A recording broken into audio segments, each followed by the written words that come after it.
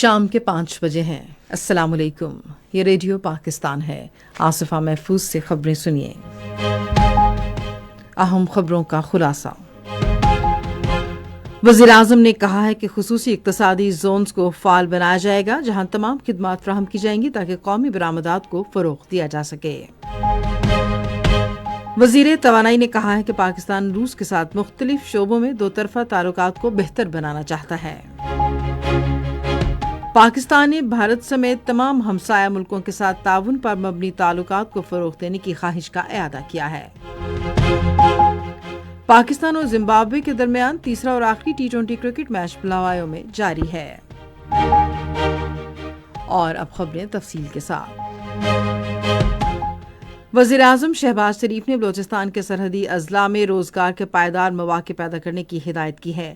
انہوں نے آج اسلام آباد میں وزارت تجارت کے تحت مختلف منصوبوں پر ہونے والی پیش رفت سے متعلق اجلاس کی صدارت کرتے ہوئے پاکستانی چاول کے ملائیشیا برآمد کو مزید بڑھانے کے لیے اقدامات کرنے کی ہدایت کی۔ انہوں نے کہا کہ ملائیشیا کے وزیر اعظم داتو سری انور ابراہیم کے حالیہ دورہ پاکستان کے دوران پاکستانی چاول کی ملائیشیا برآمد بڑھانے پر اتفاق کیا گیا تھا۔ وزیر اعظم نے کہا کہ خصوصی اقتصادی زونز کو فعال کیا جائے گا جہاں ہوٹلز، ہسپتال، بزنس اسکولز اور دوسری خدمات فراہم کی جائیں گی تاکہ قومی برآمدات کو فروغ دیا جا سکے۔ انہوں نے گندم، کپاس، گنا، چاول، کھانے کے تیل اور دوسری اشیاء کی پیداوار بڑھانے کے لیے کابینہ کی خصوصی کمیٹی تشکیل دینے کی ہدایت کی۔ وزیر اعظم محمد شہباز شریف نے FBR کی ڈیجیٹلائزیشن کے حوالے سے اہم امور کو اس ماہ کے آخر تک مکمل کرنے کی ہدایت کی ہے۔ اسلام آباد میں FBR کی ڈیجیٹلائزیشن کے بارے میں ایک اجلاس کی صدارت کرتے ہوئے انہوں نے ملک میں ٹیکسیشن کو مزید مؤثر بنانے کی ہدایت کی اور محصولات کی وصولی سے متعلق حکمت عملی پر عمل درآمد کے لیے سخت اقدامات کرنے کی ہدایت کی۔ شہباز شریف نے کہا کہ FBR کی ڈیجیٹلائزیشن حکومت کی معاشی اصلاحات میں اہم سنگ میل کی حیثیت رکھتی ہے۔ انہوں نے محصولات میں اضافے کے لیے اعداد و شمار پر مبنی حکمت عملی وضع کرنے پر بھی زور دیا۔ وزیر اعظم نے کہا کہ معاشی ٹیم کی کوششوں کے ثمرات آنا شروع ہو گئے ہیں جبکہ مالیاتی حجم کا بڑھنا بھی خوش آئند ہے۔ وزیر خزانہ محمد اورنگزیب نے اقتصادی اصلاحات کے ایجنڈے کے لیے حکومتی عزم کا اعادہ کیا ہے۔ انہوں نے آج اسلام آباد میں ایک تقریب سے خطاب کرتے ہوئے کہا کہ حکومت نجی شعبے کو سہولتیں فراہم کر رہی ہے جس کا مقصد ملک کی معیشت کو فروغ دینا ہے۔ وزیر خزانہ نے سب کو قومی دھارے میں شامل کر کے معیشت میں ان کا کردار یقینی بنانے کی ضرورت پر زور دیا۔ وزیر توانائی اویس احمد خان لغاری نے کہا ہے کہ پاکستان روس کے ساتھ ثقافتی تعلقات، کھیلوں اور انسانی وسائل کی ترقی کو فروغ دینے کا خواہش مند ہے۔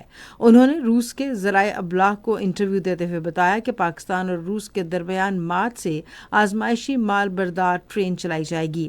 انہوں نے کہا کہ ہم دونوں ملکوں کے درمیان براہ راست فضائی خدمات کے قیام پر بھی غور کر رہے ہیں جس سے روابط اور کاروبار کو فروغ حاصل ہوگا۔ وفاقی وزیر نے کہا کہ پاکستان برکس فریم ورک میں شامل رکن ملکوں کے ساتھ بہتر اور قریبی علاقائی تعاون سے استفادہ کر سکتا ہے۔ پاکستان نے بھارت سمیت تمام ہمسایہ ملکوں کے ساتھ تعاون پر مبنی تعلقات قائم کرنے کی خواہش کا اعادہ کیا ہے۔ دفتر خارجہ کی ترجمان ممتاز احرا بلوچ نے آج اسلام آباد میں ہفتہ وار نیوز بریفنگ کے دوران کہا کہ پاکستان نے مسئلہ جموں کشمیر سمیت تمام تسویہ طلب تنازعات کے حل کے لیے ہمیشہ تعمیری اور بامقصد بات چیت کی حمایت کی ہے۔ تاہم انہوں نے کہا کہ بھارت کی جانب سے مذاکرات کے ذریعے تنازعات کے حل اور اختلافات دور کرنے کے لیے سیاسی عزم کا فقدان دکھائی دیتا ہے۔ انہوں نے کہا کہ پاکستان پرامن بقائے باہمی پر یقین رکھتا ہے اور خطے میں امن و استحکام کا خواہاں ہے۔ انہوں نے کہا کہ مشرقی ہمسایہ ملک کو دیرینہ تنازعات کے حل اور امن مذاکرات کے عمل کو آگے بڑھانے کے لیے سازگار ماحول پیدا کرنا چاہیے۔ بلاوایو میں تیسرے اور آخری T20 بین الاقوامی کرکٹ میچ میں پاکستان نے زمبابوے کے خلاف اب سے تھوڑی دیر پہلے تک 7 اوورز میں 40 رنز بنائے تھے اور اس کے 3 کھلاڑی آؤٹ ہوئے تھے۔ اس سے قبل پاکستان نے ٹاس جیت کر بیٹنگ کا فیصلہ کیا۔